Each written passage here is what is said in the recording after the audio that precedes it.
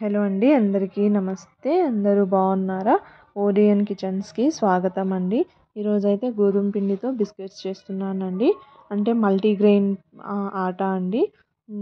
First అయితే బెల్లం తురిమేసుకొని, half KG పిండికి హాఫ్ కేజీ బెల్లం తురిమేసుకొని స్టవ్ మీద కడాయి పెట్టి ఆ బెల్లం తురుము వేసుకొని 3 గ్లాసులు వాటర్ పోయండి.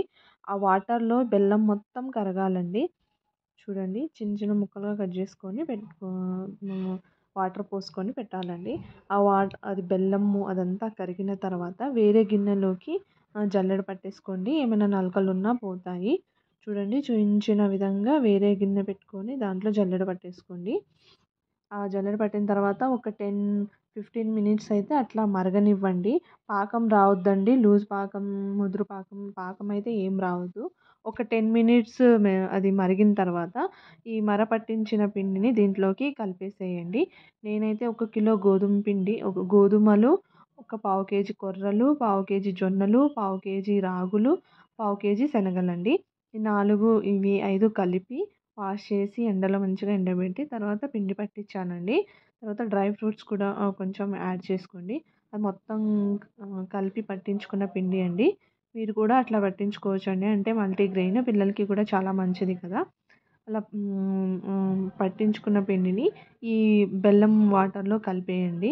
మన ఈ పిండి అనేది అరిసెల పిండి లాగా రావాలండి. అరిసెలు చేసేటప్పుడు పిండి ఎలా ఉంటుంది, సాఫ్ట్గా చేతికి అంటుకోకుండా అట్లా ఉండాలండి. కలపడం కూడా అలానే కలపాలి మనం. టేస్ట్ కూడా చాలా బాగుంటుంది. మీరు డ్రై ఫ్రూట్స్ కూడా వేసుకోవచ్చండి. నేను పౌడర్ లాగా చేసుకొని వేసుకున్నాను. చూడండి, పిండి మొత్తం కలిపిన తర్వాత మనకి ఇలా రావాలండి. మనకి ఇట్లా చేతికి అంటుకోకూడదు. తర్వాత కొంచెం చిన్న చిన్న ఉండలుగా చేసుకొని చపాతీలు చేసుకోండి. చపాతీ అనేది పల్చగా ఉండకూడదు, లావుగా ఉండకూడదండి. మీడియం ఫ్లేమ్లో ఉండాలండి. కొంచెం మరీ పల్చగా మరీ లావుగా ఉండకుండా కొంచెం మీడియంగా ఉండాలండి. మీకు ఏ షేప్ కావాలన్నా ఆ షేప్ కట్ చేసుకోవచ్చు. నేనైతే రౌండ్ షేపే కట్ చేసుకున్నానండి. ఒక బాక్స్ తీసుకొని ఆ బాక్స్ తోటి కట్ చేసుకున్నాను. చూడండి, మీకు ఏ షేప్ కావాలన్నా మీరు కట్ చేసుకోవచ్చు. ఒకటేసారి అన్నీ చేసుకున్న తర్వాత డీప్ ఫ్రై చేసుకోండి. ఈజీగా అయిపోతుంది. ఒక్కళ్ళే చేయాలంటే కష్టం అండి, మనకి చాలా టైం పడుతుంది. మీరు కూడా చూపించిన విధంగా ఒకటేసారి ఇలా చపాతీలు చేసుకొని చిన్న చిన్న బిస్కెట్ లాగా అది రౌండ్ షేప్ మీకు నచ్చిన షేప్స్ కట్ చేసుకొని ఒకటేసారి చేసుకున్న తర్వాత ఫ్రై చేసుకోండి.